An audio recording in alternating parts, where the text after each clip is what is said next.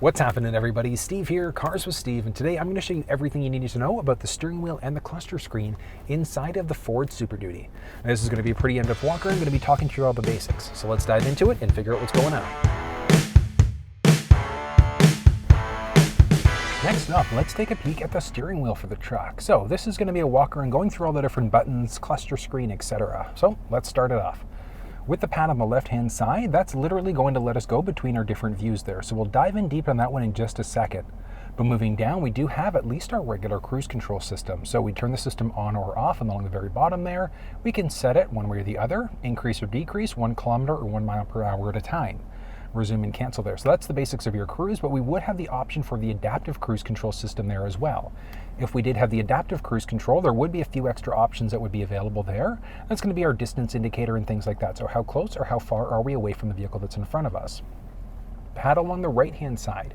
So we've got a few different options there. Along the bottom right, we can either answer or hang up on a phone call. We've also got our audio mute button there, so we can easily mute out if we wanted to. And then we've got our voice command prompt. And the voice command prompt is going to let us do things like we can change the radio station, make phone calls, and navigate, things like that using our voice very simply. Then we can just press the cancel button along the very top if we wanted to go that route as well. And that's that voice command prompt there, which is great. Now, one of the cool things is that if we were hooked up through either phone, so either an Android or an iPhone, we would be able to use our Google Assistant or our Siri Assistant simply by pressing and holding that command prompt button. Now, taking a look, we do have a series of other options there as well, so we can either increase or decrease our volume. We can change between songs or radio stations there as well if we wanted to. So pretty straightforward there. And one of the cool things is that actually if we're on audio, so let's go, there you go, so we're audio there. So we can go up, down, etc. We can mute our audio out there as well if we wanted to. And then we've also got our switch button, so we can change between our active sources there. So we've got our AM, FM, Sirius XM, etc. We can easily adjust and change between our presets there. Or if we were on a station, or if we were on, let's say FM, we wanted to see just tune, we could press and hold. There we go. We can press and hold in order to be able to change stations that way as well. So you do have a little bit of flexibility as to what's going on there. Now, let's turn that off for a second. And looking at the pad on the left-hand side, so this is actually going to control what's going on inside of that cluster screen. So we have a ton of different options. Left and right is literally going to do that, so it'll take us between different screens there. And then we can go up and down between different options, and then we've got the generic OK button. So we've got our trip counters, so we've got a few different options there. So our trip 1, fuel economy, my view, so off-road status, so we can literally see the pitch and roll and things like that for what's going on with the vehicle. If we had that rear diff lock engaged, etc., we would also have that showing up there. So it is kind of neat what is available. And we can easily adjust, or we can press OK to go into different options.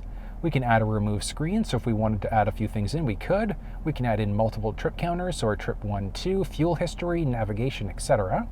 Moving back, we've got some info screens, so we can show our gauges, we can see our transmission temperature, maintenance monitor, see what seatbelts are currently on. We've got digital speedometer, engine info, my key info, etc.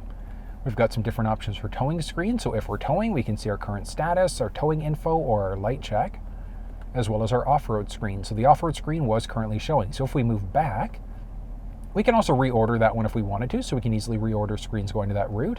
But moving back, we added a few things in. So we've got our trip counter, fuel economy, we've got our off-road, which we've seen, but now we've got our different gauges. So we've got our transmission temperature, diesel exhaust fluid there as well, which we've already got a few of those. We've got that one option up overhead, so our transmission temperature specifically.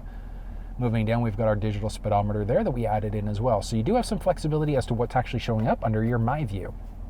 One screen over, we've got our different trip info. So we've got our trip 1, 2, fuel economy, etc. And we can literally click in order to go through these different subscreens. And if you wanted to reset, we're literally just going to press and hold OK, and a few seconds later, and we are now reset. So it literally is that simple resetting of fuel info. And we've got some other truck info. So we've got our gauges, which we've already seen that one.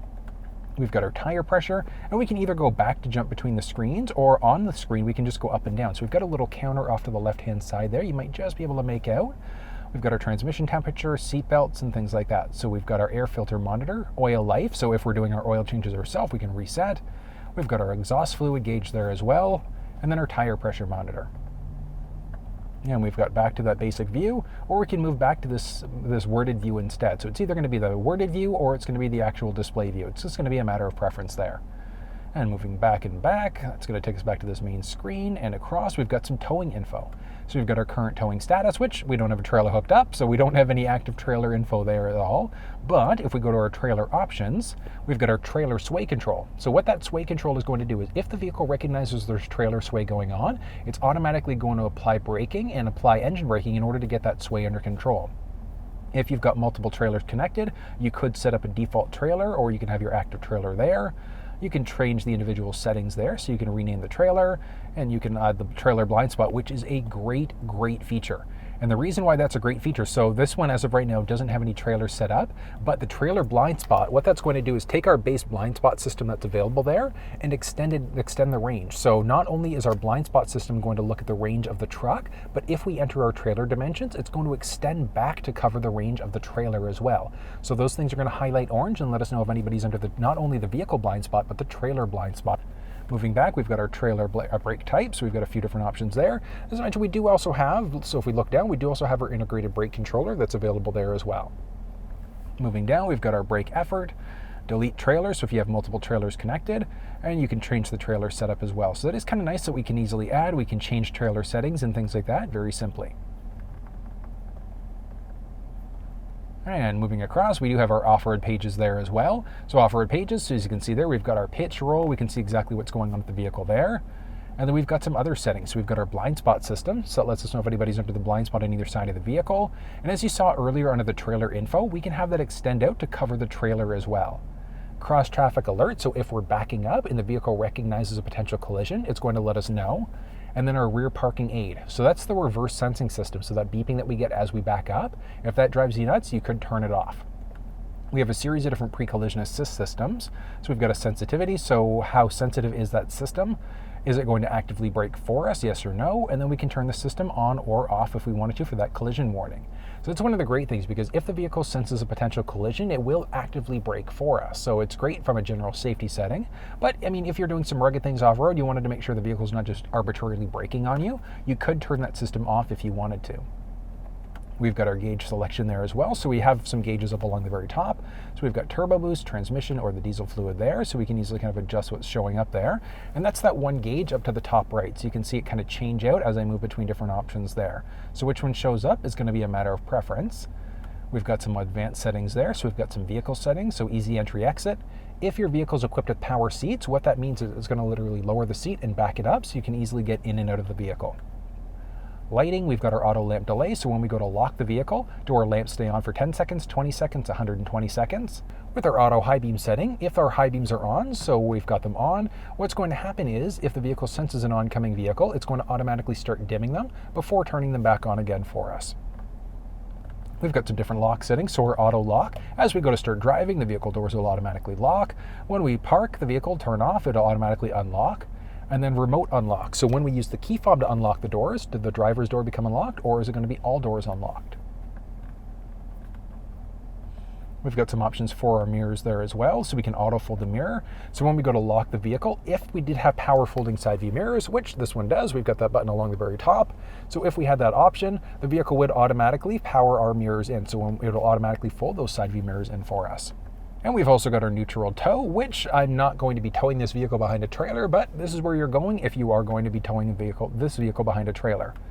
We've got our alarms. We've got all alarms, perimeter sensors. So all alarms means the alarm inside of the vehicle and the outside.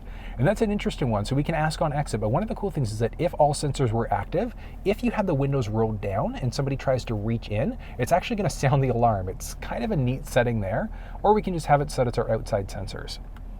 Remote start, do we want to turn the system off completely? And then if we remote start, whether that's through the Ford Pass app on our cell phone or through our key fob, do we want to have the climate control auto so the vehicle determines the cabin temperature, or is it based off of our last setting? Same idea with the seats. Do we want to have the vehicle determine if the heated seats or ventilated seats will come on? And then the duration, so 5, 10, or 15 minutes for that remote start. We've got windows there as well, so we can actually use the key fob in order to remote open the windows. Now it's windows down, might be windows up depending on which version of the truck you've got, but in order to power down, it's pretty straightforward. So on the actual fob itself, we're just gonna press the unlock button twice. On the second button press, you're gonna hold. So you're gonna go 1, 2, and hold. As you can see there, down the windows go. We can press the lock button partway through, and as you can see, powerful those windows as we do, really straightforward, and then you can press the unlock button again in order to be able to roll the windows down the rest of the way. So hold, down they go, and as you saw there, we can lock in order to be able to powerful those windows in as well. So we press lock, and in they go. Now, this feature is not going to be standard across the entire vehicle lineup. It is available in some of them. We could technically actually use an app called ForScan in order to be able to unlock this one on every version of the vehicle. That could potentially void your warranty though, so it's something to think about one way or the other. We've got some wiper control, so our courtesy wipe. So if we have our wipers going, and then what's going to happen is it'll go, and then once we hit our windshield wiper fluid, with the courtesy wipe on at the end of the cycle, it's just going to go one more time to get rid of any excess liquid that might be on the windshield.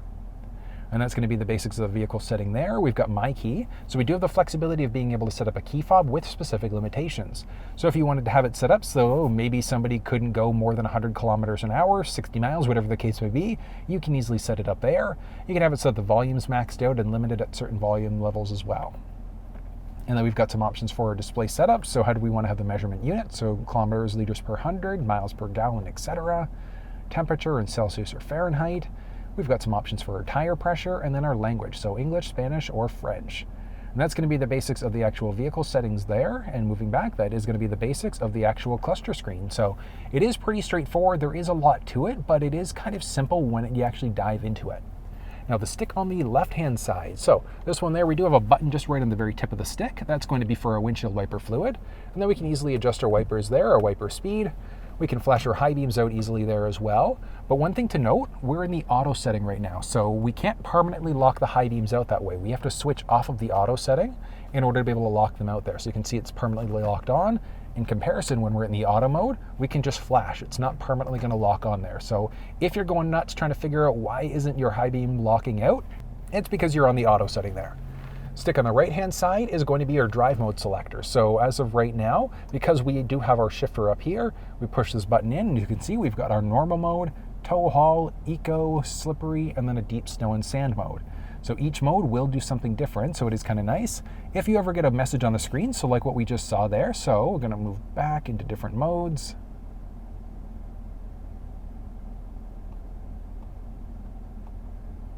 So we move into this mode. If you ever get a message, you just press the OK button there, and that's going to get rid of any messages that may ever be on the screen. So same way, if we open up the door, we've got vehicle is on setting. So we just press the OK button until those messages go away. And just door close from there. So we do have our selectable drive modes, and as I mentioned, each mode will do something different. And then we also do have our plus and minus button there as well. So this is the one that's going to let us change the gears out. So we do have a 6-speed automatic transmission in the 6.2 liter engine versus a 10-speed auto in the 7.3 gas and the 6.7 diesel. That's going to be the basics of the steering wheel as well as the cluster screen. So that is pretty neat. I love the fact that we've got the selectable drive modes there, come up very nicely inside of that screen. Now, unfortunately, because of the package we've got inside of this Lariat, we don't have the adaptive cruise control, but it is literally going to be the basic same setup as the regular cruise, just with the option to be able to select our distance indicator and things like that. But if you have any questions and need some clarification, drop down in the comments section below and let me know. More than willing to talk you through any problems you might be having. But if you enjoyed the video, give it a thumbs up and share it with your social networks. Think about subscribing. And until I see you next time, take care.